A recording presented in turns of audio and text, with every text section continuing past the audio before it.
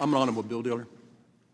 Second generation, my son's now running the store. My mother and father started in 1953 with absolutely nothing, a one-car showroom and about 6 service bays, and worked their tails off 7 days a week to make it profitable. I love people who have to make payroll. There have been several times, and we were doing TCJA to begin with, and Chairman Brady was talking about it one day. I said, actually, Chairman, there's 2 times in my life I paid absolutely no tax. And he looked at me and said, Mike, how'd you get away with that? I said, we lost money that year.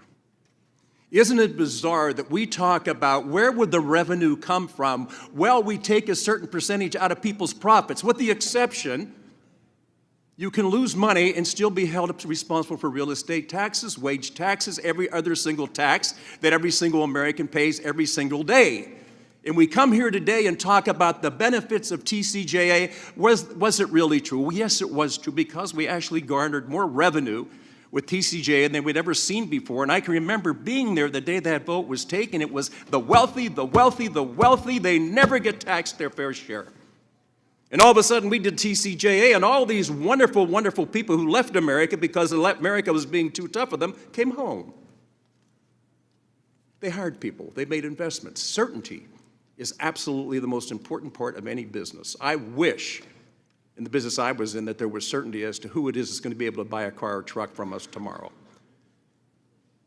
A friend of mine by the name of Leonard Pintel, who was the mayor of our town, he said, Mike, you know what I would love to see? I would love to see that it was required that you have to actually survive in the private sector before you can go into public office, and be paid on commission only, and lost your job at least once.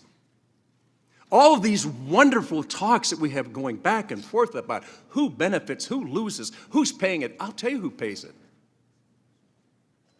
Companies that are profitable. Why did these companies that left America come back? Because of TCJA. Why did they leave to begin with?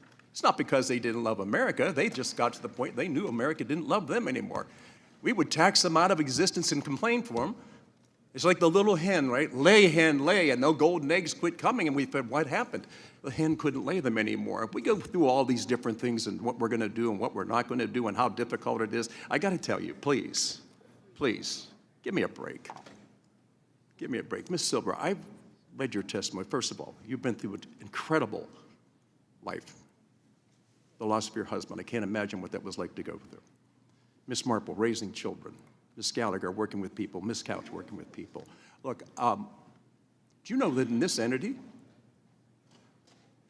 in government, do you know that during the height of COVID, we didn't miss one payday?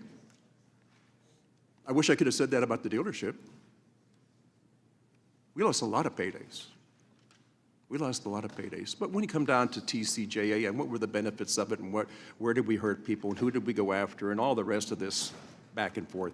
Listen, all of you, was life better under TCJA when we made that change and we did that tax change in 2017? Did America start to blossom again? Did the people seem to come back to America? Did we start paying more taxes because we had people making money and businesses being profitable? I mean, Silver, I know a lot of people that do what you do.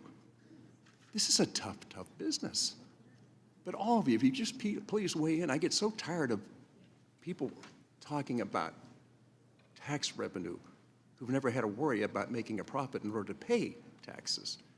If you can all, and I know you've all given your testimony today, and you took a day out of your life to come here, but Ms. Silver, I really was reading about what you do because I have so many people back home that do what you do and how tough it is.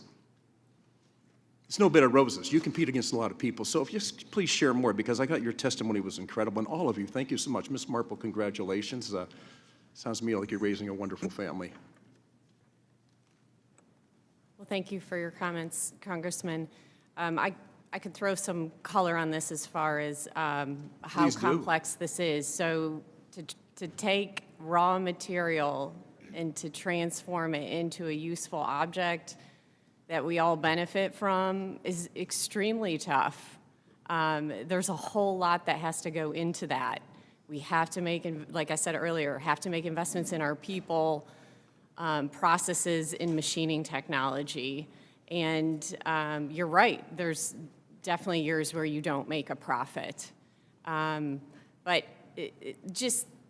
if you take this piece of paper, okay, and you slice this, let's say you slice this 20 times in width.